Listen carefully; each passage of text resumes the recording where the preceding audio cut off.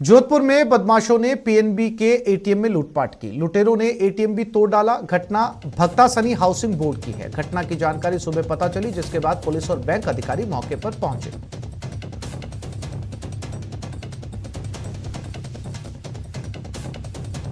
PNB के ATM को तोड़ा गया, लूटपाट यहां पर की गई। ये तस्वीरें उस एटीएम की, पंजाब नेशनल बैंक के एटीएम की, जिसमें लुटेरे घुसे और पूरे एटीएम को तोड़ दिया गया। ये जोधपुर की तस्वीरें हैं। अंदाजा लगाया जा सकता है कि जहां पर सीसीटीवी कैमरे लगे हुए हों, वहां पर बदमाश घुसते हैं और एटीएम के साथ तोड़फोड़ करते हैं। किस कदर उनमें पुलिस का खौफ होगा और क्या कानून व्यवस्था होगी, इसका अंदाजा लगाना बहुत ज्यादा मुश्किल नहीं है।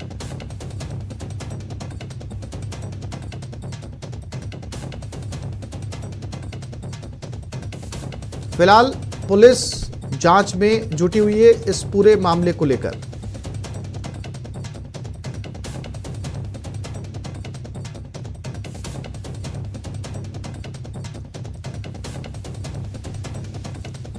ये पंजाब नेशनल बैंक का वो एटीएम है जिसके साथ तोड़फोड़ की गई है।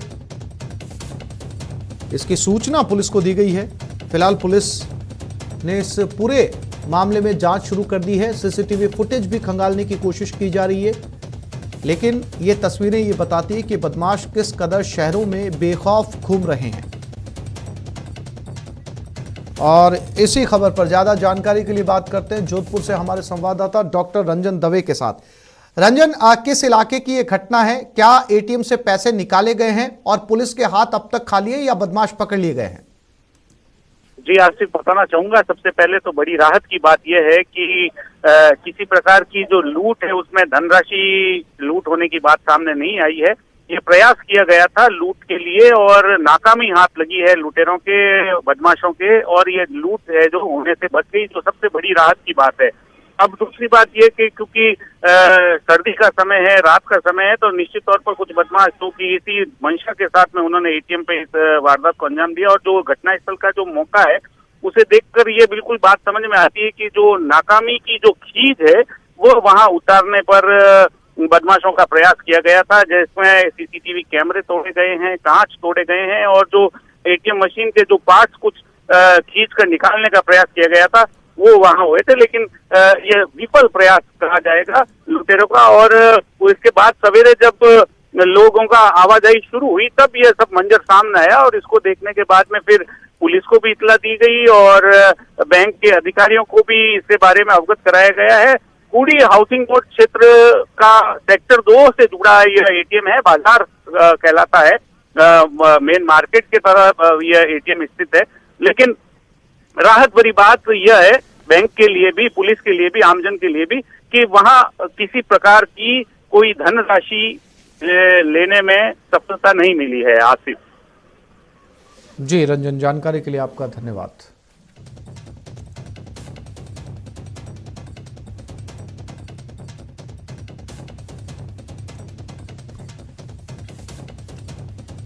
अजमेर की क्लॉक टावर थाना पुलिस ने जुआ सट्टे के खिलाफ कार्रवाई करते हुए 4 आरोपियों को गिरफ्तार किया। पुलिस ने उनके पास से कैश भी जब्त किया। पुलिस की इस कार्रवाई के बाद जुआरियों और सटोरियों में हड़कंप है।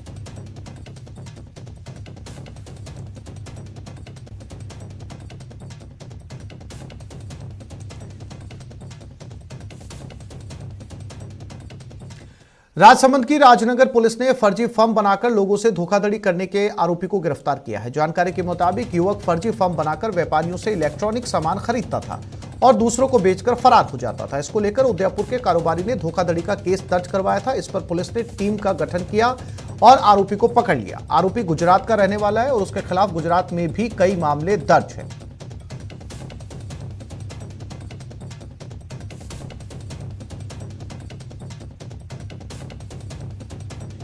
तो फिलहाल पुलिस ने इस आरोपी को गिरफ्तार कर लिया है।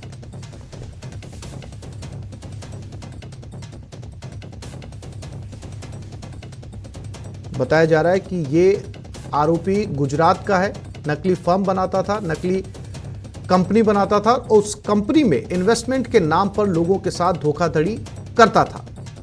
इसके चंगुल में कई लोग आए। फिलहाल पुलिस पूछताछ कर रही है। इसने अब तक कई कारोबारियों को चूना लगा दिया।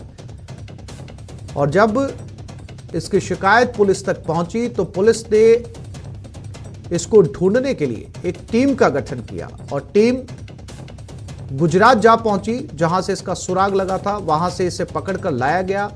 ये व्यक्ति गुजरात का रहने वाला बताया जा रहा है और जब पुलिस ने इसके बारे में जानकारी जुटाई तो पता चला कि गुजरात में भी इसके खिलाफ कई मामले दर्ज हैं।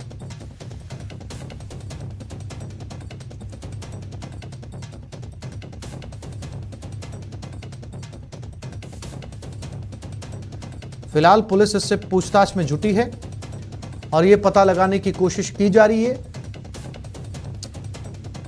और अल्केश सनाडे हमारे संवाददाता हमारे साथ जुड़ गए। अल्केश, अब ये ठग पुलिस के हत्थे चढ़ गया है, क्या कुछ जानकारी पुलिस इससे अब तक जुटा पाई है और अब तक इसने राजस्थान में कितने कारोबारियों को चूना लगाया है? जी आसिफ, मैं आपको बता दूं कि राजसमंद जिले की जो राजनगर थाना पुलिस है, राजनगर थाना पुलिस ने एक ऐसे शातिर ठग को गिरफ्तार किया है जिसने एक फर्म, पहले उस बंदे ने अपनी एक फर्म बनाई। फर्म बनाने के नाम पर वो दुकानों पर, इलेक्ट्रॉनिक की जो शॉप थी, उन दुकानों पर जाकर वो सामान खरीदता था और सामान खरीदकर उस बंदे ने फिर वही सामान को वो थोड़ा सा पैसा देकर उन सामान को अपने पास ले लेता और उस सामान को लेकर वो दूसरे दुकानदारों को बेच देता और फिर वो फरार हो जाता। उदयपुर का एक निवासी था मितुल पटेल, उसने लेकर ये जो राजनगर पुलिस ने शिकायत दर्ज कराई थी कि ये आरोपी है। आरोपी ने उसको 6.5 लाख रुपए के जो धोखाधड़ी की है उसके साथ, और उसकी दुकान से जो इलेक्ट्रॉनिक का जो सामान है वो काफी सारा सामान खरीद कर वो चला गया। ना उसके बाद से उसकी जो पैसा ना उसने कोई उसका भुगतान नहीं किया। इस मामले की जांच करते हुए पुलिस ने ये पाया कि जो धोखे से उस आदमी ने 6,43,770 रुपए का सामान की जो धोखाधड़ी उसके साथ की है और एक फर्जी फर्म बनाकर उसने उस सामान को दूसरी फर्मों को बेच दिया है। इस पर पुलिस ने उस आदमी को गुजरात से उसको पुलिस को लेकर आई और उसे पूछताछ कर रही है। पूछताछ में सामने है उसे कम से कम 5 से 6 जो बड़े व्यापारी है उनको इसी एक ही तरीके से उसने जो ठगा है और उनसे इलेक्ट्रॉनिक का जो सामान खरीदता है और दूसरी फर्मों को बेचकर वो फरार हो जाता है। आरोपी इतना शातिर था कि वो बार बार अपनी जगह और ठिकाने बदल कर रहता था और अपना मोबाइल चेंज कर देता था, जिससे कि पुलिस उसकी पहचान नहीं कर सके। जी आसिफ। जी अल्केश, जानकारी के लिए आपका धन्यवाद।